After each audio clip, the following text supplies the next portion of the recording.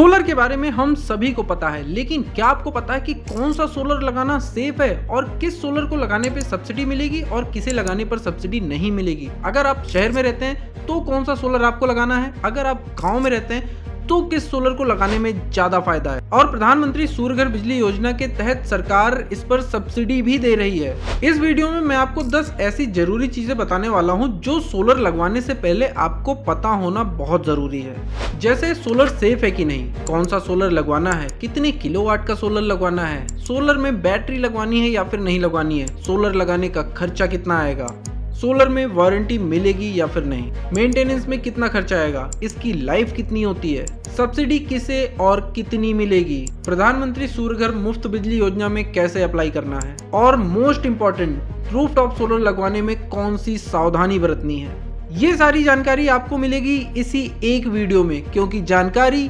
जरूरी है।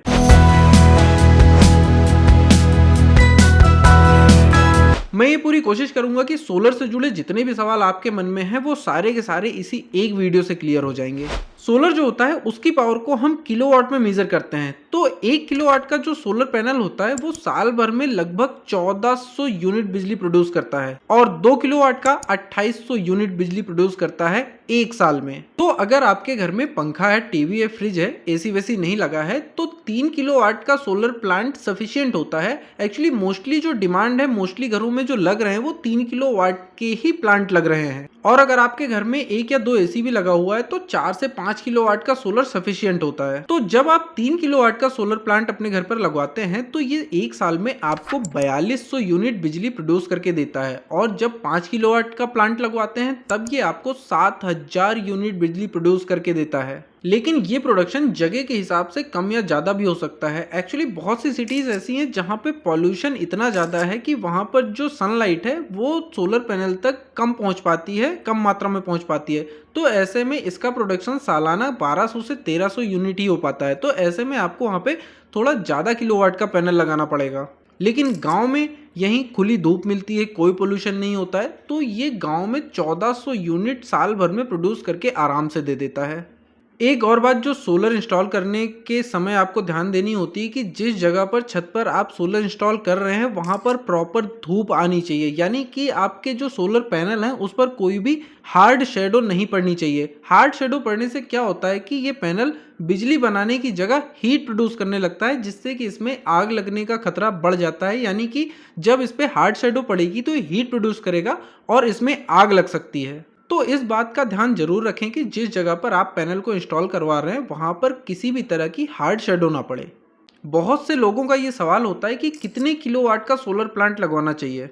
तो ये डिपेंड करता है आपके यूज पर, आपके घर में कितने इक्विपमेंट हैं, आपकी बिजली की खपत कितनी है। इंडिया में इस टाइम पे जो सबसे ज्यादा डिमांड है वो 3 किलोवाट के सोलर प्लांट की है, क्योंकि ज्यादातर जो मिडिल क्लास फैमिलीज हैं उनके पास ये सफिशिएंट यूज होता है। तो जब आप 3 किलोवाट का सोलर प्लांट लगवाते हैं तो ये साल भर में आपको 4200 यूनिट बिजली प्रोड्यूस करके देता है। अब ये देखते हैं कि क्या ये हमारे बिजली के बिल को, जो इलेक्ट्रिसिटी बिल हम पहले पे करते थे, उसको ये रिड्यूस करता है या जीरो करता है कि नहीं करता है। एक्चुअली बिजली के बिल के जो रेट हैं वो हर स्टेट के अलग अलग हैं। जैसे कि तेलंगाना में ये 10 रुपये पर यूनिट है, महाराष्ट्र में 15 रुपये यूनिट है और उत्तर प्रदेश में 7 रुपये पर यूनिट है। तो हम इसके लिए एक एवरेज प्राइस ले लेते हैं 9 रुपये।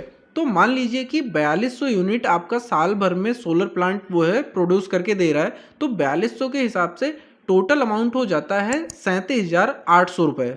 अब मान लीजिए कि आपका हर महीने का बिजली का बिल 3000 रुपये भी अगर आता है तो 12 महीने में 36,000 रुपये होते हैं, जो कि बिजली का बिल आपका पूरा का पूरा जीरो कर देता है और आपको कोई भी बिजली का बिल पे नहीं करना पड़ेगा। लेकिन एक चार्ज तब भी आपको पे करना पड़ेगा, जो इलेक्ट्रिसिटी मीटर लगा हुआ है उसका मंथली चार्ज होता है 100 रुपये या 200 रुपये। नॉमिनल सा चार्ज जो होता है वो आपको फिर भी हर महीने पे करना पड़ेगा। इसके बाद बहुत से लोगों का ये सवाल आता है कि हमारी छत तो बहुत बड़ी है, तो फिर हम 3 किलोवाट और 5 किलोवाट का सोलर प्लांट ही क्यों लगवाएं, हम 20 किलोवाट का सोलर प्लांट क्यों ना लगवाएं। तो दोस्तों ये गवर्नमेंट का रूल है कि आप सिर्फ अपने कंजप्शन के लिए ही सोलर प्लांट लगवा सकते हैं। जितने किलोवाट का बिजली का लोड आपको सैंक्शनड है उतने ही किलोवाट का सोलर प्लांट आप लगवा सकते हैं। अब इसमें 2 सवाल उठते हैं कि हम ऐसा क्यों नहीं कर सकते, हम ज्यादा पावर का या ज्यादा किलोवाट का सोलर प्लांट क्यों नहीं लगवा सकते, और अगर हमें ज्यादा पावर का लगवाना है तो उसके लिए क्या करना पड़ेगा। तो इसको ऐसा समझते हैं, मान लीजिए कि आपके घर पर 3 किलोवाट बिजली का कनेक्शन है, तो ऐसे में आप 3 किलोवाट का ही सोलर प्लांट लगवा सकते हैं जिस पर आपको सब्सिडी मिलेगी। अगर आप इससे ज़्यादा का लगवाएंगे तो आपको सब्सिडी नहीं मिलेगी। दूसरा, अगर आपको 5 किलोवाट का लगवाना है तो पहले आपको अपने बिजली का कनेक्शन जो है वो 5 किलोवाट का करवाना पड़ेगा, आपको अपने बिजली का लोड बढ़वाना पड़ेगा। उसके बाद आप 5 किलोवाट का सोलर प्लांट लगवा सकते हैं और उस पर आपको सब्सिडी भी मिलेगी।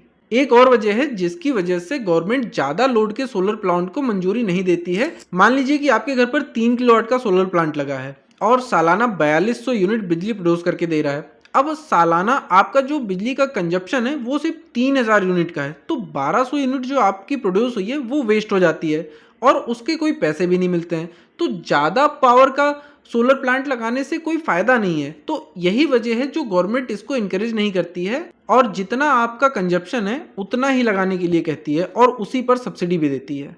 इसके बाद सवाल आता है कि कौन सा सोलर सिस्टम लगवाएं, कौन सा सोलर सिस्टम सबसे अच्छा है। इसे समझने के लिए सबसे पहले टाइप्स ऑफ सोलर सिस्टम को समझना बहुत ज़रूरी है। जनरली 3 तरह के सोलर सिस्टम होते हैं, ऑन ग्रिड, ऑफ ग्रिड और हाइब्रिड।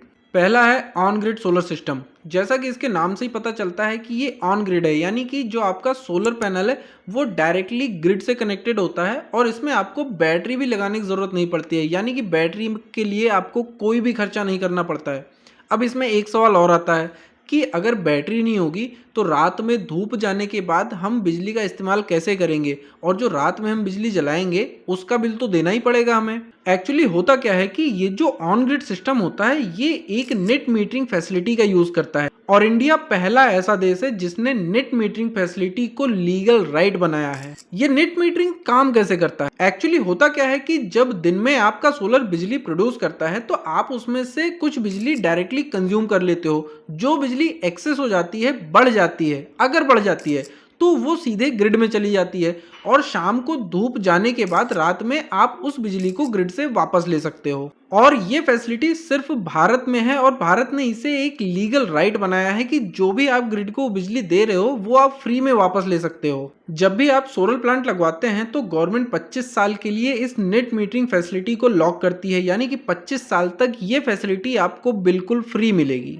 तो अल्टीमेटली हम ये कह सकते हैं कि जो ये ग्रिड है यही आपकी बैटरी का काम करता है, आपको बैटरी के लिए एक्स्ट्रा खर्च करने की जरूरत नहीं है। दूसरा है ऑफ ग्रिड सोलर सिस्टम। इसमें क्या होता है कि आपका जो सोलर सिस्टम होता है वो ग्रिड से कनेक्टेड नहीं होता है, जिसके लिए आपको इसमें बैटरीज लगानी पड़ती हैं और लाइट जाने के बाद, धूप जाने के बाद रात में आप इन बैटरीज से बिजली का इस्तेमाल कर सकते हो।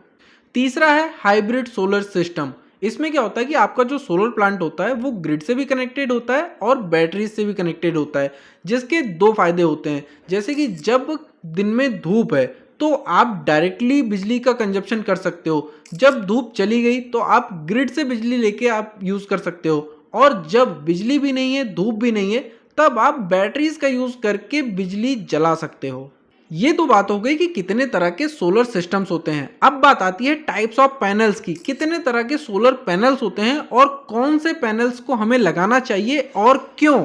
सोलर पैनल भी 3 तरह के होते हैं, poly PERC panel, mono PERC panel, mono PERC bifacial panels. तो जो पॉलीपर्क पैनल्स हैं वो अब मार्केट में आना बंद हो चुके हैं। ये आउटडेटेड टेक्नोलॉजी हो चुकी है क्योंकि ये 2 मीटर इंटू 1 मीटर के साइज में आते थे और ये एक पैनल लगभग 350 वाट के होते थे, जिसकी वजह से अगर आपको 3 किलो वाट का प्लांट लगवाना होता था तो आपको 8 से 9 पैनल इंस्टॉल करवाने होते थे, जिससे आपका खर्चा भी बढ़ता था और जगह भी ज्यादा लगती थी। आजकल मोनोपर्क पैनल ही मार्केट में अवेलेबल हैं। ये लेटेस्ट टेक्नोलॉजी है अभी के टाइम पर। मोनोपर्क पैनल भी 2 तरह के होते हैं, एक मोनोपर्क पैनल होता है नॉर्मल और एक मोनोपर्क बाइफेशियल पैनल्स होते हैं। तो जो मोनोपर्क पैनल होता है वो भी 2 मीटर गुणे 1 मीटर के साइज में ही आता है, लेकिन इसमें क्या होता है कि ये एक पैनल 500 वाट का होता है। तो आप अगर 3 किलो वाट का सोलर प्लांट लगवा रहे हैं तो उसमें आपको सिर्फ 5 से 6 पैनल ही लगवाने की जरूरत पड़ती है। और जो मोनोपर्क बाइफेशियल पैनल्स होते हैं इसमें खास फर्क नहीं होता। इसमें बस ये होता है कि इसमें दोनों तरफ से ट्रांसपेरेंट शीट लगी होती है, तो जो धूप जमीन से रिफ्लेक्ट होकर इसमें पड़ती है उससे भी ये बिजली प्रोड्यूस करता है, तो इससे ये थोड़ी ज़्यादा बिजली प्रोड्यूस कर देता है। और आज की तारीख में इंडिया में सबसे ज़्यादा पैनल्स यही वाले लगाए जा रहे हैं, यानी कि मोनोपर्क बाइफेशियल पैनल्स ही इंस्टॉल्ड हो रहे हैं। अब हमने सोलर पैनल भी डिसाइड कर लिया कौन सा लगाना है, कितने किलोवाट का लगाना है ये भी डिसाइड कर लिया है। अब जो जरूरी बात आती है ये कि मोनोपर्क बाईफेशियल या मोनोपर्क पैनल्स लगवाने पर हमें सब्सिडी मिलेगी या फिर नहीं मिलेगी। ये ध्यान देने वाली बात है, इसको अच्छे से समझिएगा। गवर्नमेंट जो सब्सिडी दे रही है उसके कुछ अपने रूल्स हैं, कुछ अपने नियम हैं अलग से। जैसे कि मान लीजिए आपके घर पर, ऑफिस में या फिर फैक्ट्री में जो बिजली कनेक्शन है वो कितने किलोवाट का है। अगर 1 किलोवाट का है, 2 किलोवाट का है, 5 किलोवाट का है, 10 किलोवाट का है, कितना भी हो, तो जो आपका सोलर प्लांट लग रहा है वो उससे ज़्यादा नहीं होना चाहिए। अगर उससे ज़्यादा होता है तो आपको सब्सिडी नहीं मिलेगी। और अगर आपका बिजली कनेक्शन 2 किलोवाट का है और आपको 3 किलोवाट सोलर प्लांट की रिक्वायरमेंट है, तो सबसे पहले, जो कि मैंने थोड़ी देर पहले भी बताया था, कि आपको अपना बिजली कनेक्शन 3 किलोवाट का करवाना पड़ेगा। उसके बाद आपका सोलर सिस्टम जो है वो 3 किलोवाट का अप्रूव होगा, जिस पर आपको सब्सिडी भी मिलेगी। दूसरी जो सबसे ज़्यादा ध्यान देने वाली बात है वो ये कि जो भी आप पैनल अपने घर पर इंस्टॉल करवा रहे हैं, अपने ऑफिस पर इंस्टॉल करवा रहे हैं, वो मेड इन इंडिया होना बहुत ज़रूरी है, क्योंकि सिर्फ मेड इन इंडिया पैनल्स पर ही गवर्नमेंट सब्सिडी दे रही है। इसे कहते हैं DCR panels, domestic content requirement panels, यानी कि पैनल्स के अंदर लगने वाले सेल भी इंडिया में ही बना होना चाहिए और इसकी असेंबलिंग भी इंडिया में ही होनी चाहिए। और इसके साथ ही मेड इन इंडिया का सर्टिफिकेट होना भी बहुत ज़रूरी है, नहीं तो गवर्नमेंट से आपको सब्सिडी नहीं मिलेगी। तो सोलर पैनल लेने से पहले ये याद जरूर रखिएगा, कंपनी से ये चेक जरूर कर लीजिएगा कि वो मेड इन इंडिया है कि नहीं है, उसके सारे पार्ट्स मेड इन इंडिया है कि नहीं है पैनल्स के। बाकी जो इक्विपमेंट्स हैं वो कहीं और से मैन्युफैक्चरिंग हो सकती है, लेकिन जो पैनल्स है, मेन जो आपका रूफटॉप पे पैनल लग रहे हैं, वो पूरा का पूरा मेड इन इंडिया होना चाहिए और उसका सर्टिफिकेट भी मेड इन इंडिया का होना चाहिए। तो ये याद रखिएगा। फिर बात आती है कि सोलर प्लांट लगवाने का खर्चा कितना आता है। तो हम 3 किलोवाट के ही प्लांट को लेके चलते हैं, क्योंकि 3 किलोवाट का प्लांट ही सबसे ज़्यादा डिमांडिंग में है। अगर आप अपने घर पर 3 किलोवाट का सोलर प्लांट लगवाते हैं तो इसमें लगभग खर्चा 1,80,000 से लेके 2,20,000 के बीच में आता है। ये जगह के हिसाब से, स्टेट के हिसाब से वेरी कर सकता है, क्योंकि अलग अलग स्टेट्स में टैक्सेस अलग अलग हो जाते हैं। इसके साथ ही आपकी छत की कंडीशन कैसी है, आप कौन सा इन्वर्टर लगा रहे हैं, किस क्वालिटी की वायर लगा रहे हैं, इन सब पे भी जो आपका प्राइस है वो कम ज़्यादा हो जाता है और हर कंपनी के रेट्स में थोड़ा बहुत फ़र्क हो जाता है। लेकिन एक मोटा मोटी जो खर्चा होता है 3 किलोवाट का प्लांट अगर आप लगवा रहे हैं तो 1,80,000 से 2,20,000 के बीच में बेस्ट और बहुत ही अच्छा लग जाता है।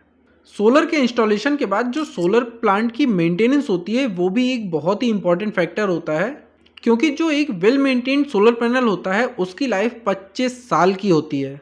और जो कंपनी आपके घर पर सोलर प्लांट इंस्टॉल कर रही है वो उस प्लांट की AMC भी करती है, जिसका सालाना खर्चा 2 से 3,000 रुपये तक आता है। ये बात मैं इसलिए बता रहा हूँ क्योंकि कई बार क्या होता है कि कंपनियां ये कहकर अपने पैनल्स को बेच देती हैं कि एक बार लगाओ और फिर जिंदगी भर के लिए भूल जाओ। तो ऐसी कंपनियों पर भरोसा बिल्कुल भी ना करें। सोलर प्लांट को भी मेंटेनेंस की ज़रूरत पड़ती है, जैसे कि आपकी गाड़ी को मेंटेनेंस की ज़रूरत पड़ती है, आपके घर की दीवारों को भी मेंटेनेंस की ज़रूरत पड़ती है, वैसे ही सोलर पैनल, सोलर प्लांट को भी मेंटेनेंस की ज़रूरत पड़ती है।